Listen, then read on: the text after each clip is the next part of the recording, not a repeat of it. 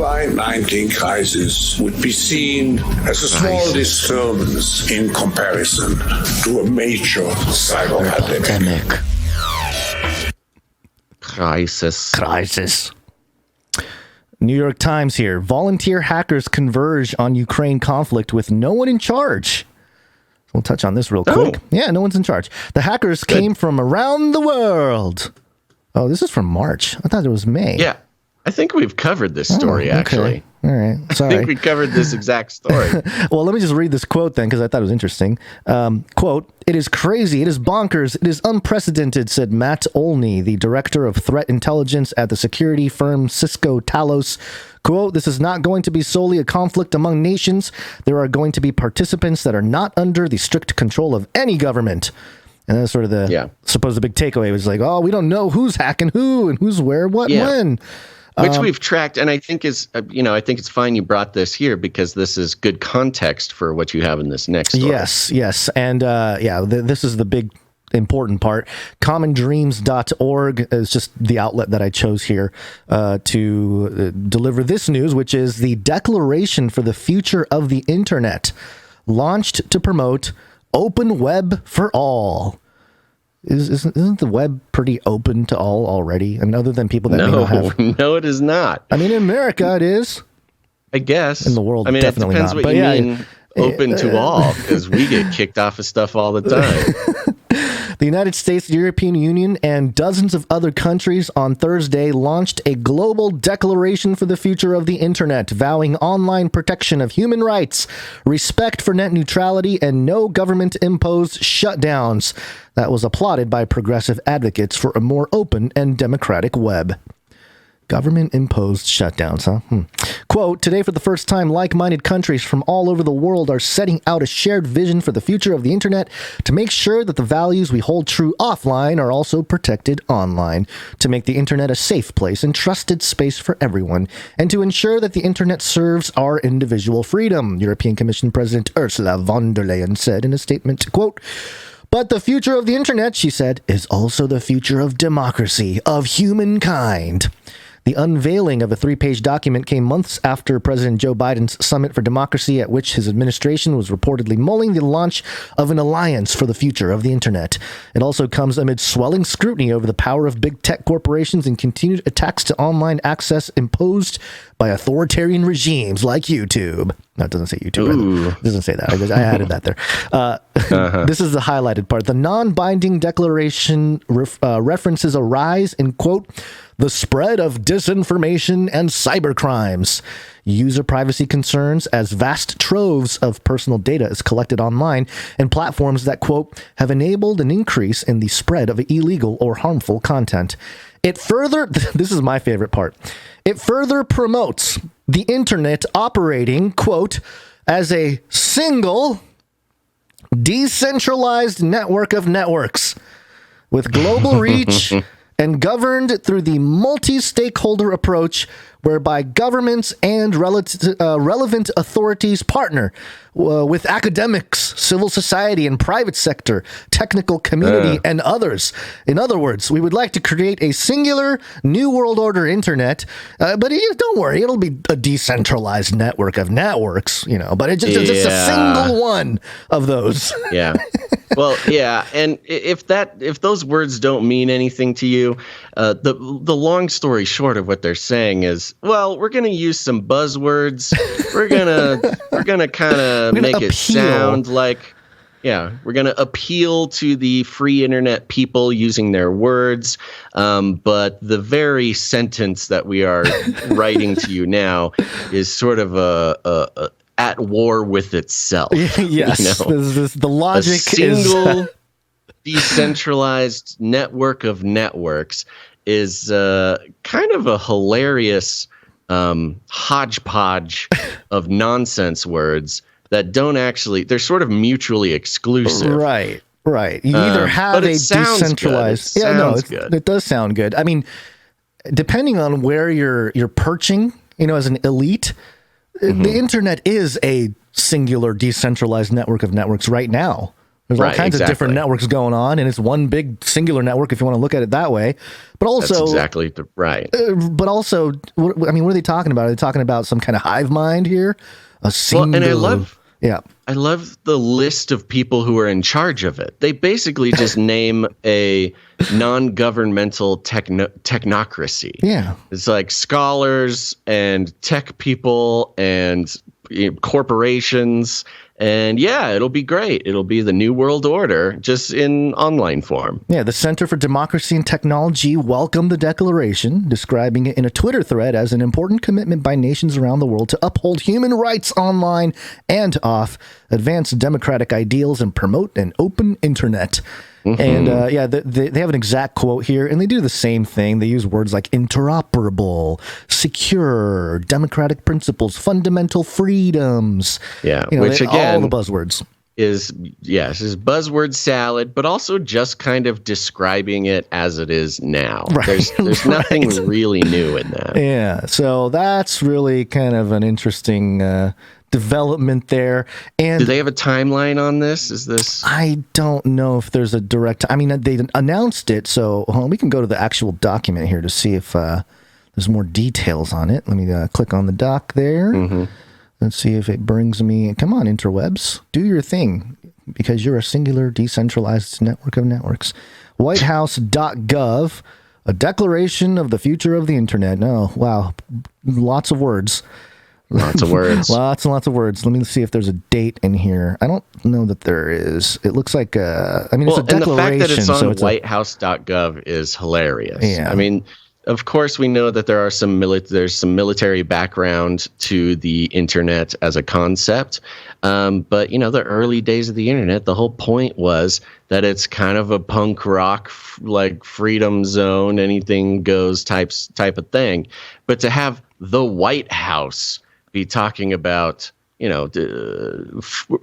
reshaping the internet in their own vision, which strangely seems to be anti-government, but also pro-technocracy. Yeah. It's just kind of a lot of nonsense. Yeah, they want to create a multi-stakeholder internet governance. So they are creating a governmental structure. Yeah, it's part of the Great Reset. So love it. Very interesting. And, part of the Russian hackers is a great sort of excuse to have all this going. But I think David Zurwick on CNN really just nails the hammer into this idea, or the nail into the head. What's my analogy? I don't know. I'm just going to hits the nail on the head. Yeah, the head. There you go. Yes. It's the nail on the hammer.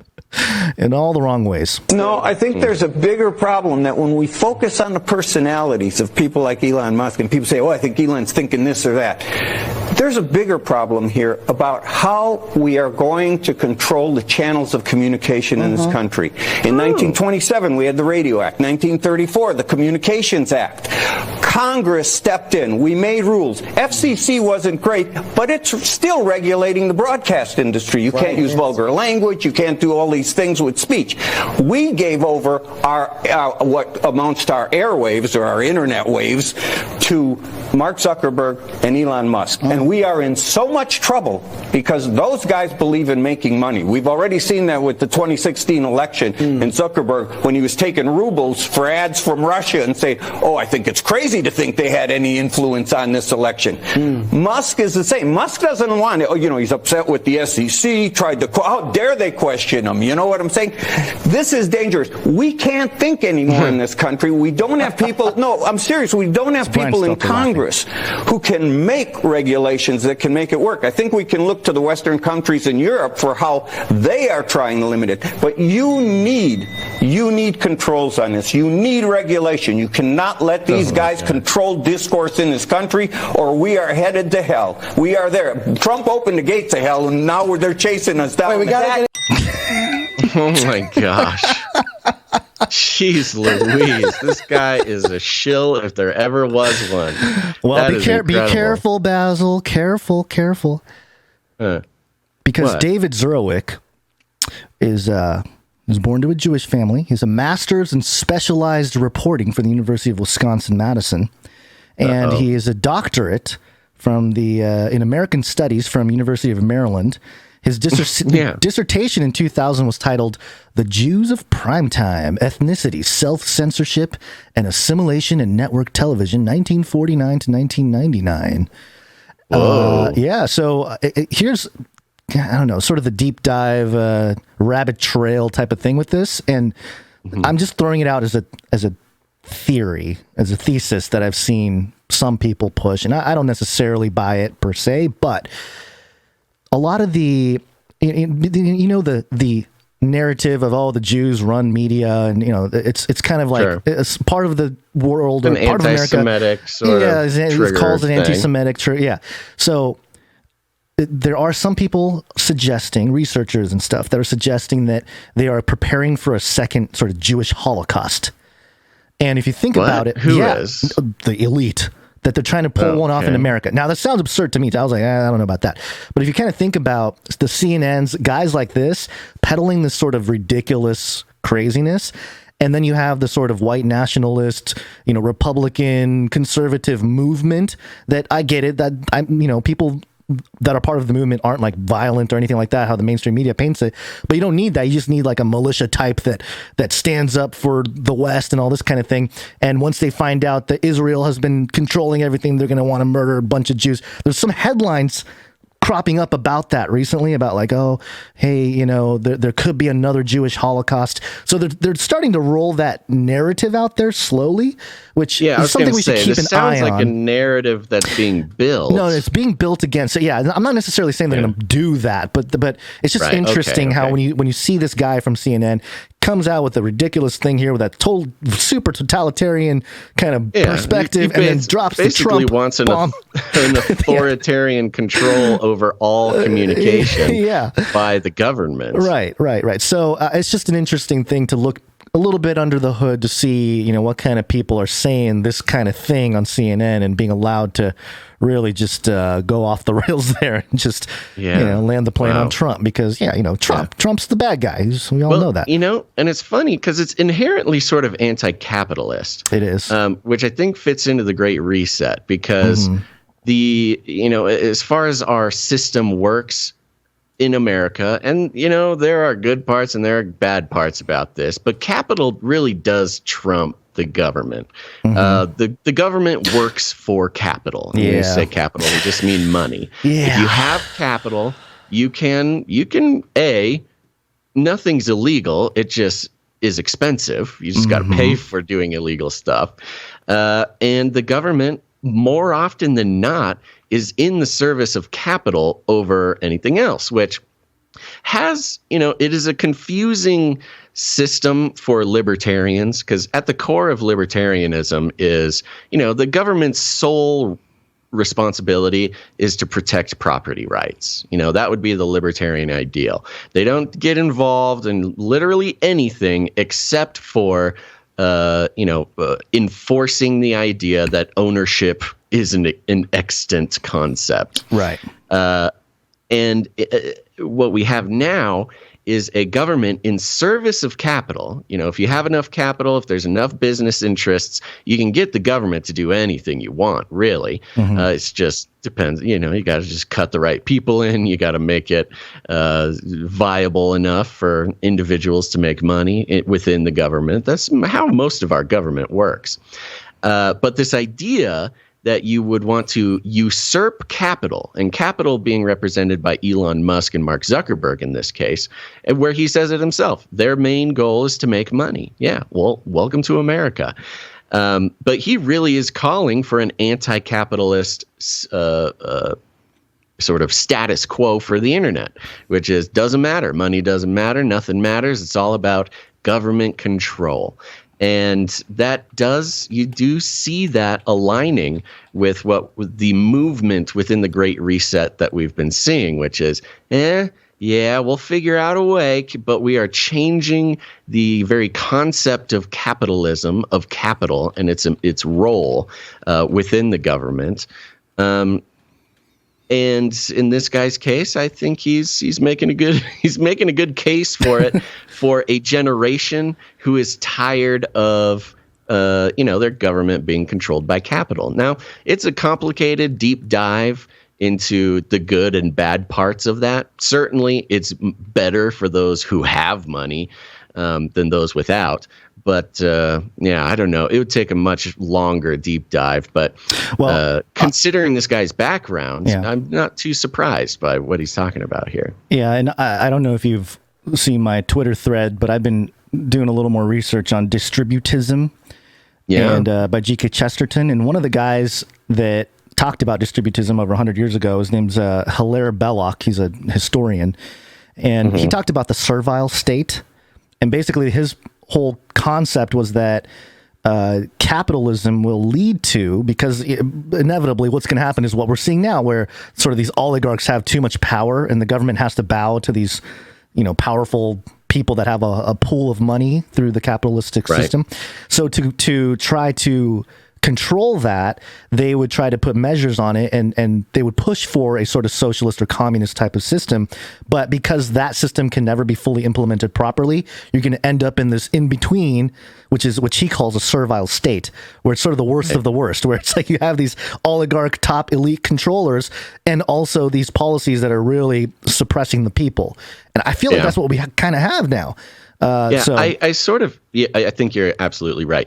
And I have seen your Twitter thread, or at least pieces of it, as it pops up in my feed there. It upsets people. And for those who don't really know sort of the core principle of distributism is basically that, as an American citizen, or just any citizen of any country can do what they want. We'll talk about America. Okay. The idea in America would be, as an American citizen or someone born in America or whatever, it would be your birthright. Like, you have a certain birthright to the country because the country is not necessarily like this old thing with bloodlines and royalty and stuff like that. The birthright of every American born would be something like an acre of land. Just being born here, you get an acre of land. That's your birthright as an American. And everybody kind of gets that as a citizen, and you can do whatever you want with it. Well, it's a means to. Everybody has a right to the means to self-sustain, or to create a business, to create whatever it may be. It's your right as a person, as a child of God, as an American citizen, to have the right to sustain yourself and not have to rely on the government, first of all, or on anybody else.